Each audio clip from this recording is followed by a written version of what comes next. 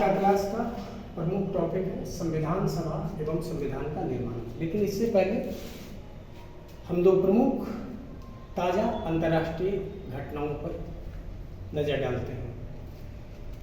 अभी वर्तमान में दो अंतर्राष्ट्रीय परिदृश्य बहुत तेजी से बदले हैं। एक,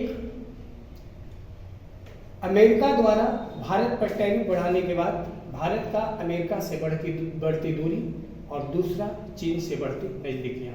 2 दिन पहले भारत के प्रधानमंत्री नरेंद्र मोदी जी अमेरिका गए हुए थे और वहां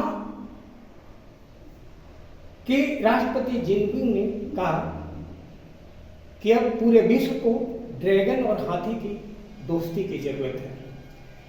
चीन को ड्रैगन कहा जाता है। ड्रैगन एक लैटिन शब्द है जिसका शाब्दिक अर्थ होता है आग उगलता हुआ अजगर, यानी अजगर बोल सकते हैं। तो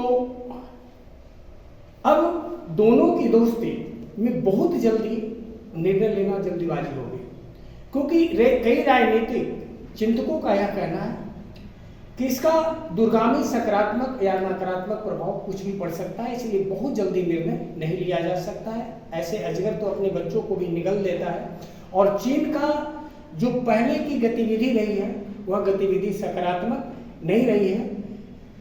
हम लोग पहले गाते भी थे कि एक धोखा खा चुके हैं और खा सकते नहीं, तो ऑपरेशन सिंदूर का हम दो बहुत बड़ा बोल सकते हैं कि प्रभाव, कि एक अमेरिका से हमकी दूरी बढ़ी और दूसरा हम उस देश से दोस्ती करने को मजबूर हो गए जिस देश को हम अपना सबसे बड़ा कभी दुश्मन मानते थे।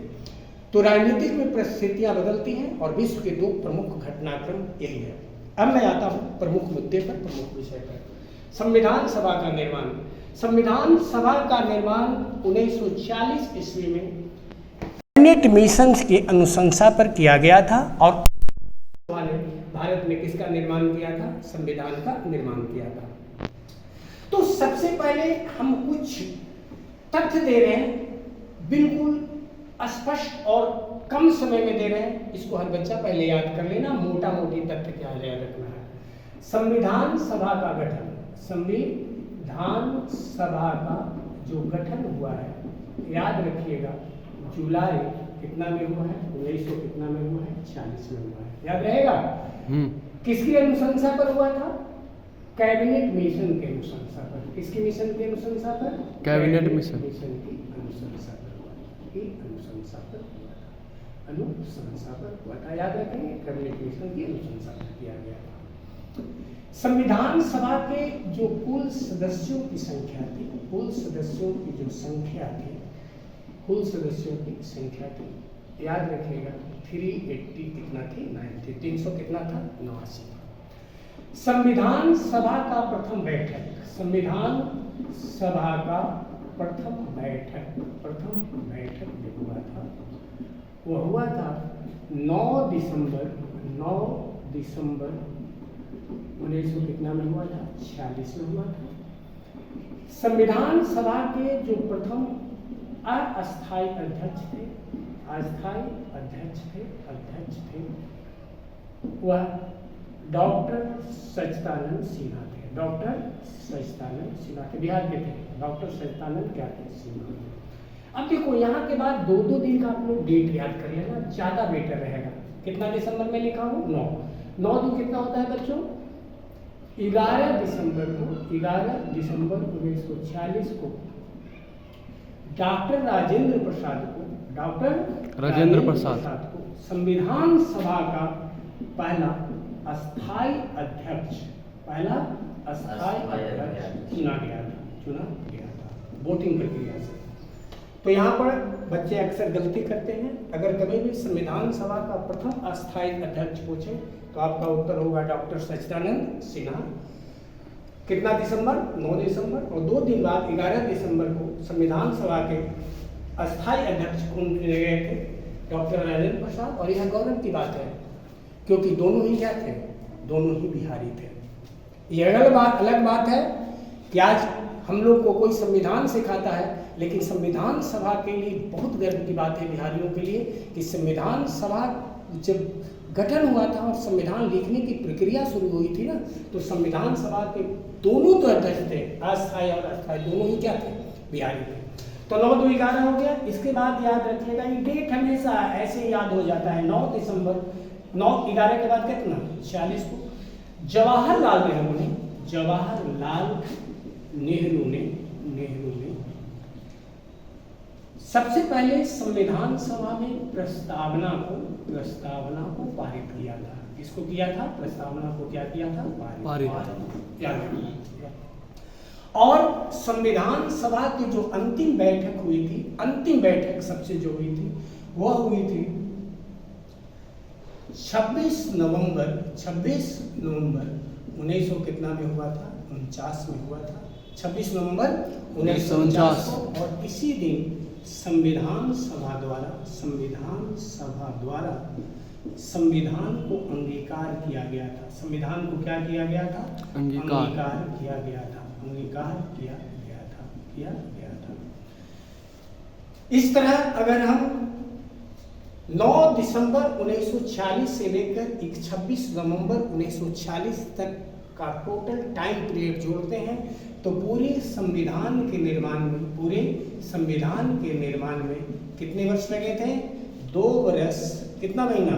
11 महीना और 18 दिन लगे थे। कितना दिन लगे थे? पूरे संविधान के निर्माण होने में 2 वर्ष 11 महीना कितना दिन लगे? 18 दिन लगे थे। और भारतीय संविधान को लागू किया गया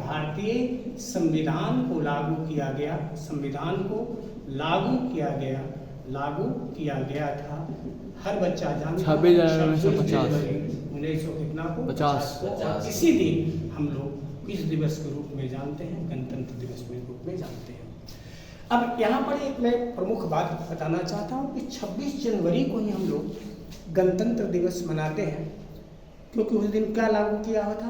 पहली बार संविधान को लागू किया गया था। लेकिन इस 26 जनवरी का महत्व आखिर हमारे इतिहास में क्या रहा? इसका एक बहुत बड़ा महत्व है, क्योंकि पहली बार लाहौर के अधिवेशन में 31 दिसंबर 1929 को रावी नदी के तट पर जवाहरलाल नेहरू ने सबसे पहली बार पूर्ण स्वतंत्रता की मांग रखी थी। तो और उस दिन यह निर्णय किया गया था कि हम लोग 26 जनवरी से 1930 से 29 को मांग किया गया था किसका? पूर्ण स्वतंत्रता का। किसके द्वारा? जवाहरलाल नेहरू द्वारा। किस अधिवेशन में? लाहौर अधिवेशन में रावी नदी के तट पर यह निर्णय लिया गया था, संकल्प लिया गया था कि आने वाले अगले 30 जनवरी से इस दिशा में हम नया प्रयास शुरू कर देंगे, यानी इसे हम कार्य रूप देंगे। तो 26 जनवरी का वही महत्व था कि संविधान लागू किया गया 26 जनवरी कितना को? 1950 को। और बच्चों, संविधान सभा के जो सलाहकार थे, याद रखना, संविधान सभा के जो संवैधानिक सलाहकार थे वो याद रखिएगा, कितना? कौन राव याद रखिएगा? BN राव। अब बस मैं बहुत ही कम समय में इतना बात याद रखना, मैं इसकी महत्वपूर्ण तथ्यों पर आता हूँ। संविधान सभा का जो गठन था, संविधान सभा का सबसे पहले जो विचार रखा गया था, वह स्वराज पार्टी के अधिवेशन में, रांची के अधिवेशन में सबसे पहले रखा गया था। याद रखना, 1934 में। कहाँ रखा गया था? रांची। और 1934 में ही सबसे पहले एक कम्युनिस्ट नेता एन राव ने, याद रखना, एन राव ने भारत के लिए एक संविधान सभा हो, इसका क्या रखा था? विचार रखा था। तो 2 डेट है, 1934 स्वराज पार्टी और एन राव, जिन्होंने विचार रखा था कि भारत के पास एक संविधान होना चाहिए और इसके लिए संविधान सभा का क्या होना चाहिए? गठन होना चाहिए। 1942 में जब क्रिप्स मिशन आई, कौन मिशन आई? क्रिप्स मिशन आई, तो उन्होंने क्रिप्स मिशन द्वारा पहली बार संविधान सभा का प्रस्ताव रखा गया और कैबिनेट मिशन द्वारा 1946 में संविधान सभा का गठन का आदेश दिया गया। तो संविधान सभा का गठन किस अनुशंसा पर किया गया था? 1946 में कैबिनेट मिशन के किस पर? अनुशंसा पर किया था। कंफर्म हो गया इसका इतिहास। अब देखिए, संविधान सभा में कुल सदस्यों की संख्या में कितना बताया हूँ? 389। थोड़ा सा याद रखने का एक तरीका है क्या कि इसमें 389 जो ब्रिटिश प्रांतीय सभा के जो सदस्य थे, ब्रिटिश प्रांतीय सभा के सदस्यों की कुल संख्या थी 200 कितना मैं लिख रहा हूँ 92। ठीक है। चीफ कमिश्नर की संख्या थी, चीफ कमिश्नरों की संख्या थी, चीफ कमिश्नर जहाँ पर गवर्नर होते थे वहाँ के जो प्रतिनिधि होते थे चीफ कमिश्नर कहा जाता, उसकी संख्या कितनी थी? 4 थी। और विभिन्न राजवाड़ा था पहले, क्योंकि ठीक हर चीज में जमींदारी प्रथा कर चलता था, तो विभिन्न जो रियासत उसको बोलता था, रियासतों के सदस्य थे, रियासतों या राजवाड़ों के सदस्य थे। यहाँ देखिए तो 4 2 कितना हो रहा है? 6 हो रहा है ना। और यहाँ पर इसकी संख्या हम कर देते हैं कितना, इसकी संख्या जैसे चीफ 296 हो रहा है ना, और 389 में से 296 अगर भूल जाओ तो कभी कर लेना, ये 3 आ जाएगा। ये कितना 9 8 कितना होता है? 18 हो जाएगा। देशी रियासतों के सदस्यों की संख्या थी कितनी थी बच्चों?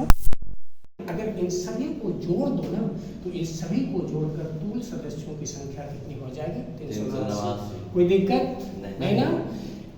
कुल सदस्य, और हो सके तो इसे हर बच्चे को क्या कर लेना चाहिए? याद लेना चाहिए। और संविधान सभा में सबसे ज्यादा जो सदस्यों की संख्या थी, अकेले कांग्रेस की सदस्यों की संख्या कितनी थी? 208। लेकिन कांग्रेस का जब संविधान सभा का प्रथम अधिवेशन हुआ था ना, कितना दिसंबर? 9 दिसंबर 1946 को, तो उसमें भाग लेने वाले कुल सदस्यों की संख्या केवल कितनी थी? 200 कितनी थी? 7। और इसमें सबसे अधिक सदस्य किसके थे? कांग्रेस के थे। तो एक अंग्रेज ने उस समय एक व्यंग किया था, गॉडविल ऑस्टिन नाम था, उसने कहा था कि संविधान कांग्रेस है और कांग्रेस से क्या है? भारत है। संविधान कांग्रेस है और कांग्रेस से क्या है? भारत है। किसने कहा था? ऑस्टिन ने कहा था। कंफर्म हो? अब इसके कांग्रेस सदस्यों की संख्या याद रहेगी? कितना याद रहेगी? 207। अगर पूछा जाए कि सर इसमें महिलाएं कितनी थी, तो महिलाओं की संख्या 15 थी, जिसमें सुचेता कृपलानी थी, विजया लक्ष्मी पंडित थी, राजकुमारी अमृता कौर थी, उषा मेहता थी, हंस मेहता थी। इस तरह कुछ नाम याद रखना चाहिए कि महिलाओं की संख्या कितनी थी, कुल मिलाकर कितनी थी। संविधान सभा में कुल सदस्यों की संख्या कितनी थी? 15 थी। संविधान सभा से संबंधित तथ्य काफी महत्वपूर्ण है, इसे याद रखें।